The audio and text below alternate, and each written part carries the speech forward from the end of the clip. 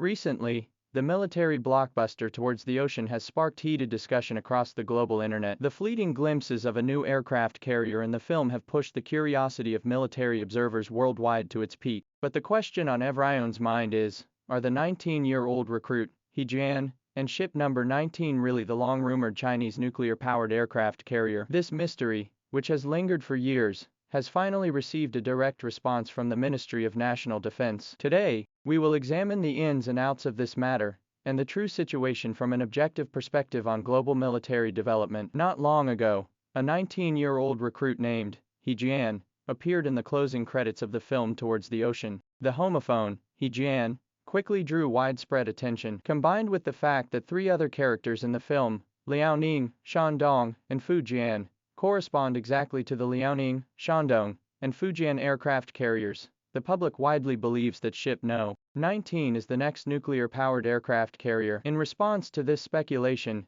the Ministry of National Defense stated at its regular press conference on April 30 that equipment development takes into account national security needs and technological advancements, with comprehensive consideration given to aircraft carrier construction, while also citing the saying, "1,000 readers have 1,000 Hamlets." From a military communications perspective, this non-denial stance, combined with the country's established nuclear industrial infrastructure and electromagnetic catapult technology, effectively amounts to a confirmation. Industry experts have also noted that nuclear propulsion technology for surface vessels is a natural extension of nuclear submarine technology, and is by no means out of reach. So, why develop nuclear-powered aircraft carriers at this particular juncture? From a military strategic perspective, nuclear-powered carriers offer the advantage of unlimited range, significantly enhancing freedom of action in the open seas, and further extending the depth of defense. The abundant power generated by nuclear propulsion also better supports electromagnetic catapult systems and potential future directed energy weapons. Commercial satellite imagery reveals that the new vessel features a nuclear reactor compartment with shielding structures and an integrated island without a funnel, suggesting its displacement may reach a new level. However, what is even more striking this time is the current state of the United States, the traditional dominant power in maritime affairs. Turning our attention to the U.S. Navy, one discovers a stark contrast. The Ford-class aircraft carriers were once regarded by the West as a technological benchmark, yet the reality is quite embarrassing. The electromagnetic catapult system on the USS Ford has a failure rate far exceeding design specifications. While the design standard allows for one major failure per approximately 4,166 launches, in reality, problems arise after only about 400 launches. The ship still uses an outdated medium-voltage AC power system, where subsystems interfere with one another, and the integration of the F-35C has been hindered. Nearly a decade into service, it remains unable to carry fifth-generation carrier-based aircraft to execute core strike missions. More seriously,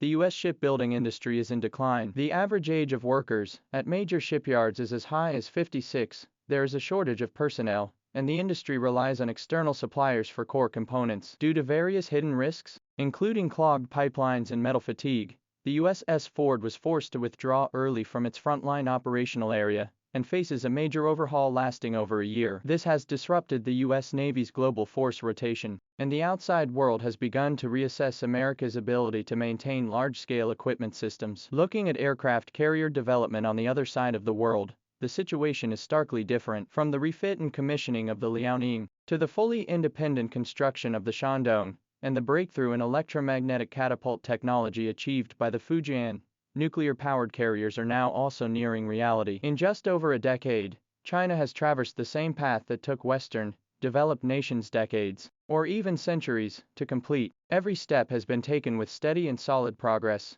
There have been no issues like those on the USS Ford, where old parts were salvaged to maintain the new ship, nor have there been instances of forced deployment before major technological validations were complete. Behind the speed and capability lies comprehensive support from the economy, industry, and defense technology. As a domestically built new generation aircraft carrier, the Fujian features electromagnetic catapult technology and a large flight deck, having already resolved the core challenge of low aircraft launch efficiency. Once the Type 19 nuclear-powered aircraft carrier enters service, it will completely break free from the constraints of fuel replenishment, significantly enhancing its long-range deployment capabilities and sustained combat capabilities. Therefore, when we objectively compare the current state of Chinese and U.S. aircraft carriers, a stark disparity emerges. On one side, Progress is steadily advancing on the foundation of industrial capabilities, power generation, nuclear reactor technology, and modular shipbuilding techniques, with remarkable manufacturing efficiency and each technological milestone achieved with great precision. On the other side,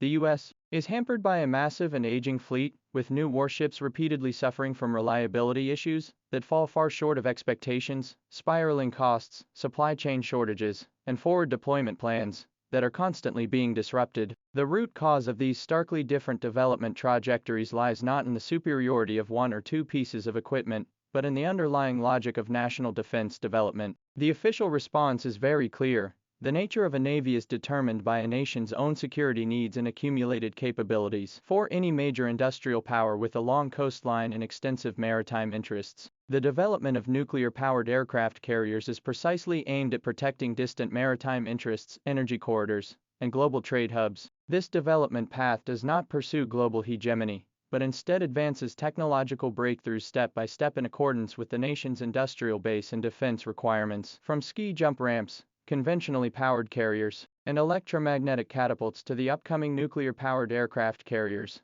the trajectory is clear and well-defined. In the United States, however, a mindset of hegemony has led to an excessive pursuit of global deployment, resulting in scattered resources and technological stagnation. The adverse effects of deindustrialization have left shipbuilding capabilities unable to meet the demands of new high-intensity confrontations. The cost of the new Ford-class carriers has skyrocketed, and operational capabilities have even declined in the short term due to technical failures. In contrast, the new aircraft carrier fleet, adhering to the industrial principles of pragmatism and procurement based on actual needs, has achieved a comprehensive leap in overall combat capability at relatively lower costs and in a shorter time frame. There is an old adage in military strategy: war is determined by logistical and industrial endurance. Today, on both sides of the Pacific, this truth is being reaffirmed. The unipolar era of Western fleets dominating the world's oceans is coming to an end due to the steady advancement of Eastern industrial capabilities. On one side stands an aging empire struggling to maintain outdated equipment